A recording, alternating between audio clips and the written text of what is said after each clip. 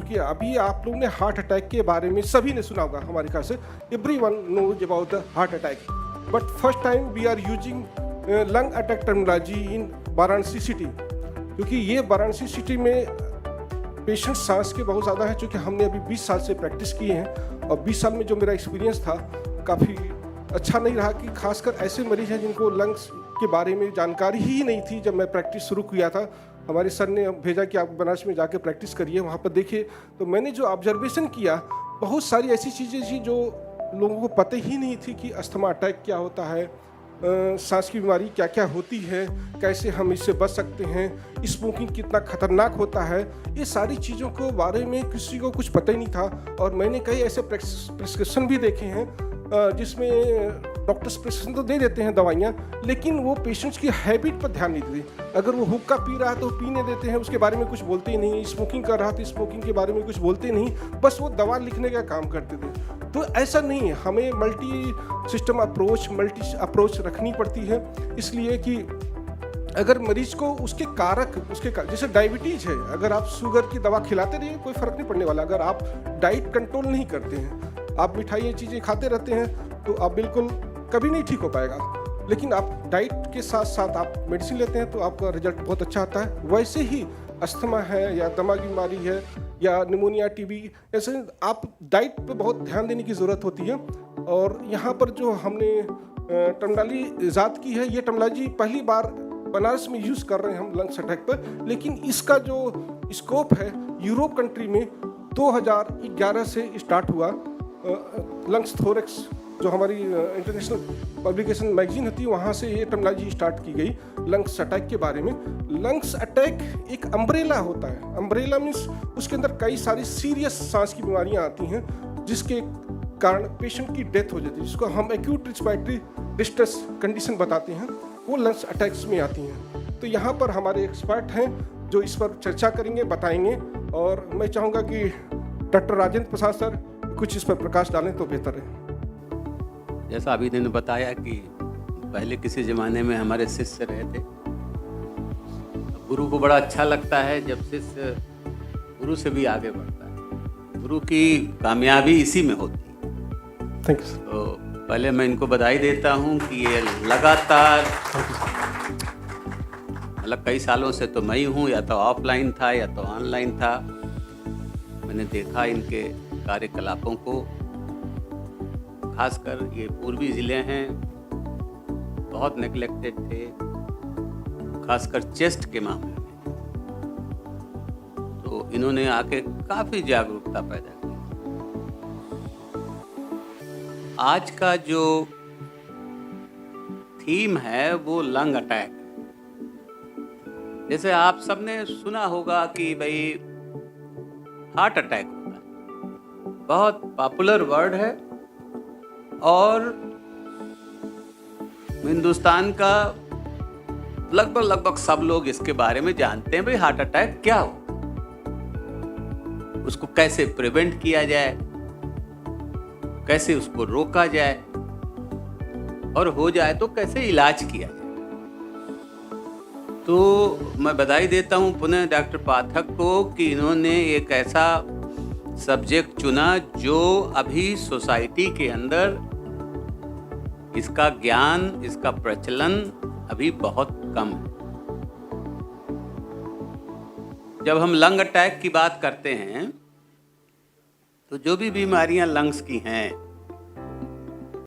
उनमें जब कभी कभी वो बीमारी अचानक बढ़ती है तो उसी को एक तरह से लंग अटैक कहते हैं। जैसे आपने अस्थमा सुना है, तो अस्थमा का मरीज तभी अस्पताल आता है जब उस अस्थमा से उसकी बीमारी बहुत बढ़ जाती है, अटैक पड़ने लगता है सांस का।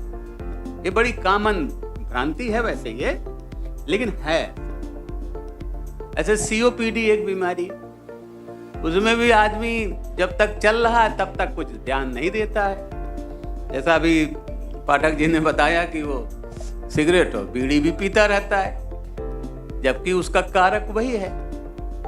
तो जब वो फिर उसको अटैक पड़ता है, उसमें हो जाते हैं, उसका बलगम बढ़ जाता है, उसकी सांस बढ़ जाती है, अस्पताल में आना पड़ता है, और अस्पताल के अंदर आपने देखा कभी कभी वो क्रिटिकल केयर मेडिसिन में भी जाता है, इतना क्रिटिकल हो जाता है उसको वेंटिलेटर पर भी डालना पड़ता है, और इस प्रथा में कभी कभी उनकी मृत्यु भी हो जाती, कभी कभी क्या काफी होने लगती है। तो इस तरह से जैसे अभी एक बीमारी हमारी ILD अभी पिछले 10-12 सालों से प्रचलन हुआ, उसमें भी अटैक होता है, उसका भी कभी कभी बहुत क्विकली बढ़ता है अगर उसकी डायग्नोसिस और इलाज सही से ना किया जाए।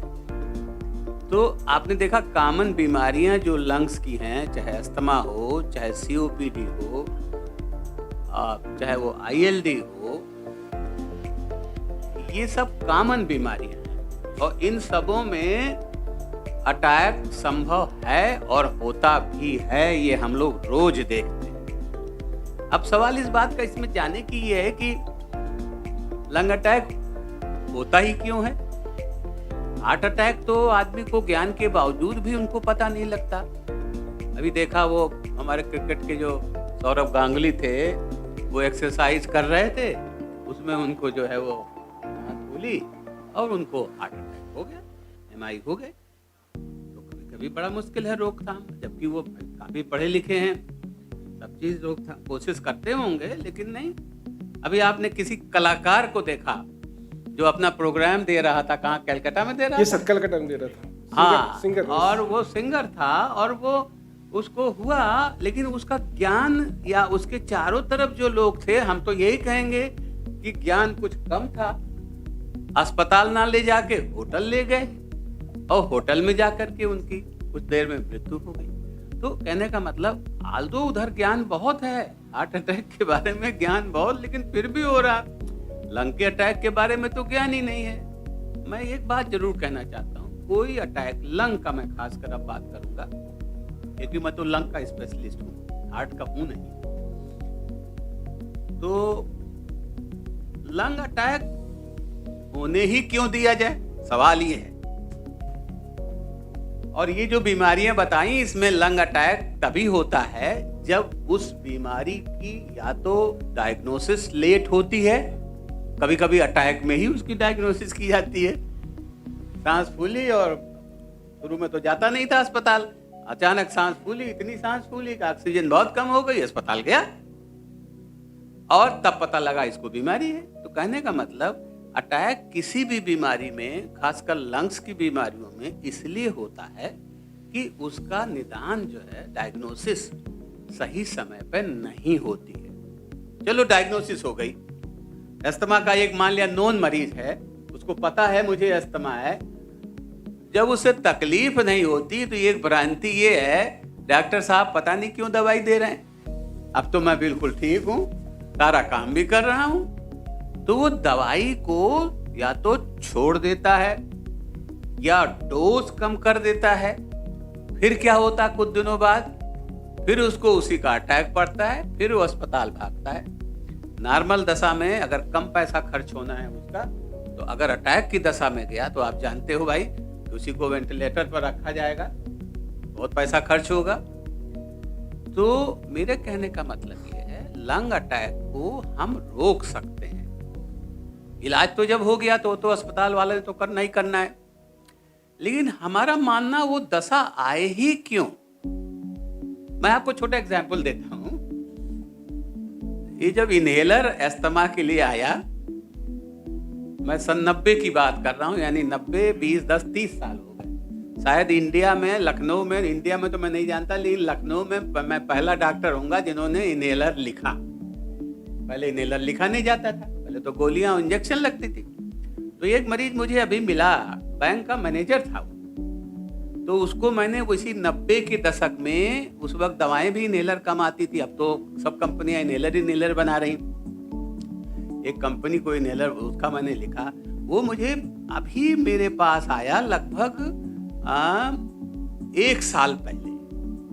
तो बैंक का मैनेजर था। भाई मरीज, देखिए हम डॉक्टर हैं, अच्छे डॉक्टर हैं, तो डॉक्टरों से तो दोस्ती, मरीजों से भी दोस्ती हो जाती है, समझ गए? और होना चाहिए। मैं कहता हूँ मरीज, मैं तो अक्सर कहता हूँ, मरीज को आप अपना समझिए, अपने घर जैसा समझिए, तब तो आप मरीज का भला कर पाए। ये मैं सबको ट्रेनिंग है, पाठक जी को भी ये ट्रेनिंग दी थी, बल्कि बीच बीच में हम डांटते भी रहते थे, भाई अपना समझो ना, क्यों डांट रहे हो उसे, हैं? अगर तुम्हारे पिताजी आ जाते तो ऐसे तुम व्यवहार करते। तो कहने का मतलब अपना समझिए उसकी। तो वो जो आया बैंक वाला, हमने कहा यार तुम 20 साल हो गए, तुम रहे कहाँ? और हमें तो बड़ी खुशी तुम जिंदा हो, क्योंकि अस्थमा का मरीज था। बोले डॉक्टर साहब आपने वो जो दवाई इनहेलर लिख दी थी, तो हमने कहा वो इनहेलर भी मिल रहा? बोले साहब मिल रहा है। और मैं साहब रिलीजियस, आपने कह दिया था कि ये शायद जीवन पर्यंत, लेकिन क्या होता है अस्थमा के मरीज, डॉक्टर लोग डरते हैं, बता देंगे कि जीवन पर्यंत दवाई लगभग चलना है, तो हमको छोड़ के दूसरे जाएगा। अरे भाई जाए, जो सच्चाई है उसको आप छुपा नहीं सकते। तो उसने कहा साहब, मुझे, मैं कोट कर रहा हूँ, उसने कहा कि डॉक्टर साहब मैं आपका इनहेलर तो तब से रेगुलर ले रहा हूँ, मुझे कोई तकलीफ नहीं हुई। फिर मैं एक दिन डरा कि आपने कहा था यार साल में 6 महीने में एक बार तो दिखा लिया करना, तो मैं साहब उसी डर के मारा दिखाने आया हूँ। अभी भी मुझे कोई तकलीफ नहीं है, और पिछले 20 सालों में मुझे कोई अटैक नहीं पड़ा। निष्कर्ष क्या निकला? दवाई अगर डायग्नोसिस सही हो जाए, दवाई सही लिख दी जाए, मरीज उस दवाई का कंप्लायंट हो जाए।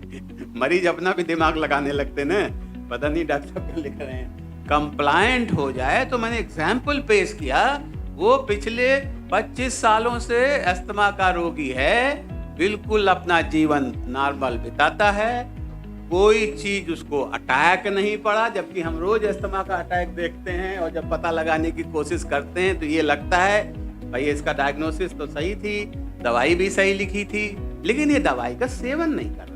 तो एक डॉक्टर का रोल ये भी बनता है, ये सब हम लोगों ने अपने पीजीज को बहुत अच्छी तरह ट्रेन किए हुए हैं। आपका काम सिर्फ दवाई लिखना नहीं है, आपका काम मरीज को इतना एजुकेट करना है जितना जरूरी है, और जिससे वो आपका दवाई का कंप्लायंस जो रोग है उसके हिसाब से करता रहे। तो मेरे कहने का मतलब है अटैक्स लंग में भी नोन है, लंबा समय नहीं लूंगा, और ये अटैक पड़ने का मुख्य कारण ये होता है कि ठीक से दवाई नहीं करना, उसकी डायग्नोसिस बहुत देर से होना, और दवाई छोड़ने में, मैं अक्सर कहता हूं, मेरा अपना मानना है, मानना नहीं, 45 साल से मैं भी डॉक्टरी कर रहा हूं, 45-50 साल ज्यादा ही हो गया, तो मैं कहता हूं ये भी हम डॉक्टरों की कमी है। अगर हमारा मरीज दवाई छोड़ रहा है, जब मैं टीबी कंट्रोल में, अभी भी टीबी कंट्रोल में काम करता हूं, तो मैं देखता था हर टीबी क्लिनिक का डिफॉल्ट रेट फर्क, हर डॉक्टर का डिफॉल्ट रेट फर्क। तो क्या कारण है? ऐसा क्यों? दवाई तो वही है, डायग्नोसिस वही है, लेकिन मरीज तो, जहां पर जो डॉक्टर हेल्थ एजुकेशन पे ज्यादा एम्फसाइज नहीं करते हैं, जो हमारी ड्यूटी है, क्योंकि हम तो कहते हैं अगर हमने दवाई लिखी है तो ये हमारा ही परम कर्तव्य है कि वो हमारा मरीज दवाई को पूरी तरह से खाए। ये चीज करना बहुत जरूरी है, लेकिन अनफॉर्चुनेटली कभी कभी हम लोग ये नहीं कर पाते हैं, और न करने पाने का बड़ा लॉजिक रीजन भी बहुत सही है। भारतवर्ष में आप देखते हो मरीजों की संख्या कितनी